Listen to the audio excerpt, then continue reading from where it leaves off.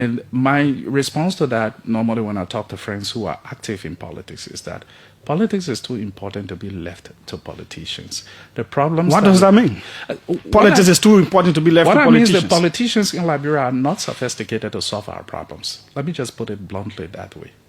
It is a technical problems. We need people with technical knowledge to solve our problems. And until we do that, we're not going anywhere. The politicians are ill-equipped to solve the problems. So, what do we do? Do we shift the paradigm? Is it about elections or what? Yeah. So this is the situation. It's a quagmire that we find ourselves in right now. For that technical person or the person who will solve this problem using real technical solutions or technical human resources has to be the person who occupies the presidency of the Republic of Liberia. And that person can only come to the presidency through a political process. By the way, I think the best chance of that person emerging now is not as an independent candidate, although that would be the ideal situation, right? But that person has to emerge through the support of a political party.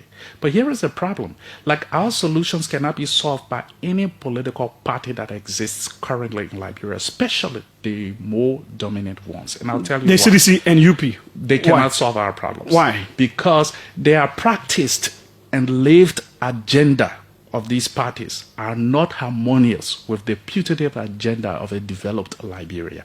And what that simply means, in simple terms. Oh, by the way, before I continue with this now, let me start to warn the audience, and I try to throw out something, because I need people to sit back and think a little bit.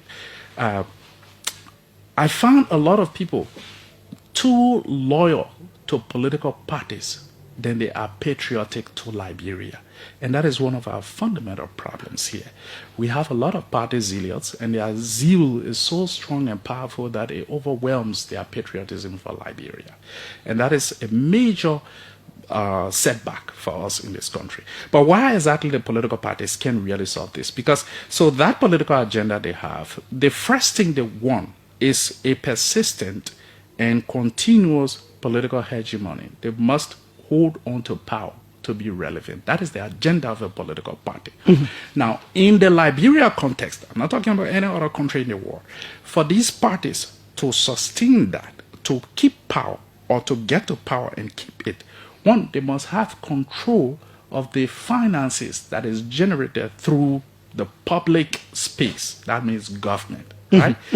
And because they have that agenda to keep political power, and they must control the finances that, which is, by the way, very meager compared to what we are losing, and we'll get to that, right? Through the loss and the mismanagement and perhaps the lack of even management of our natural resources.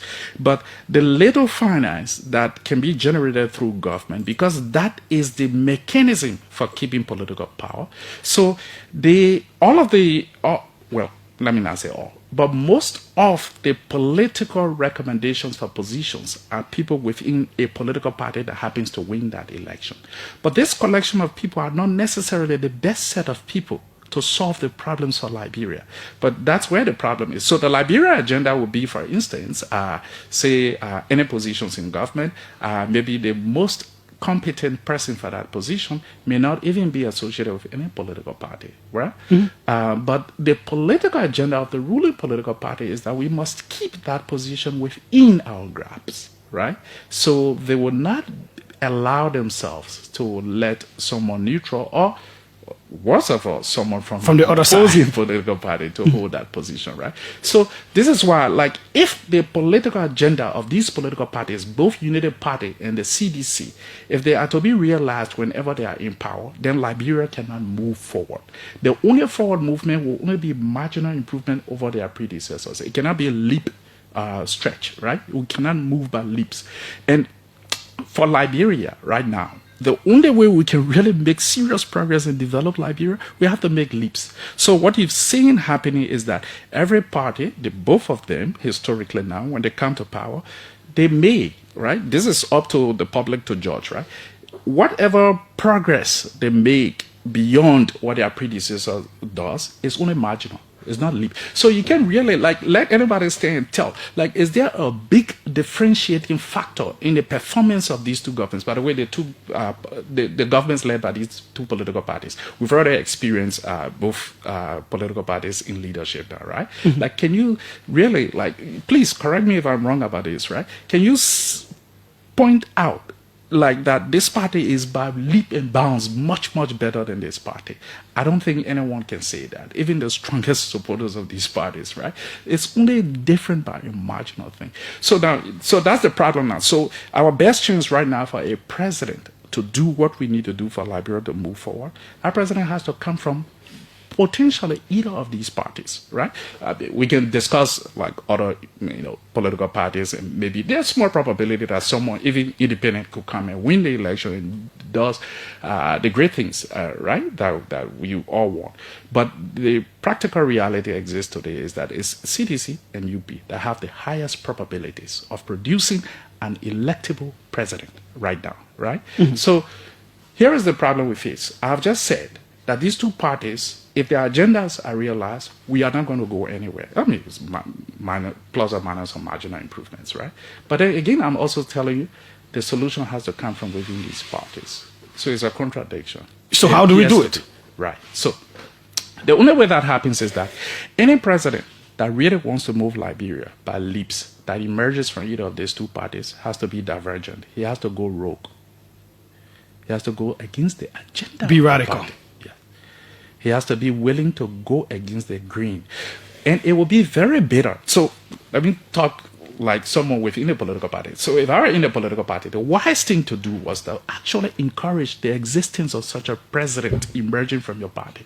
Because why?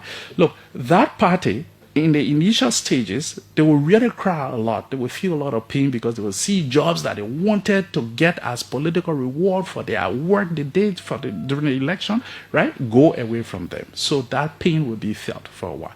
And we can take that lightly, right? Because people depend on these as a means of survival. Period, right? So this is something. But if that will yield the leaps that you're talking about, then it means that the private sector would also do well. Exactly. And that could incorporate a whole lot of people who may not have the governmental power. Perfect. So that is what they should look forward to happening. And then they will get the prestige of finally doing something that is worth bragging about.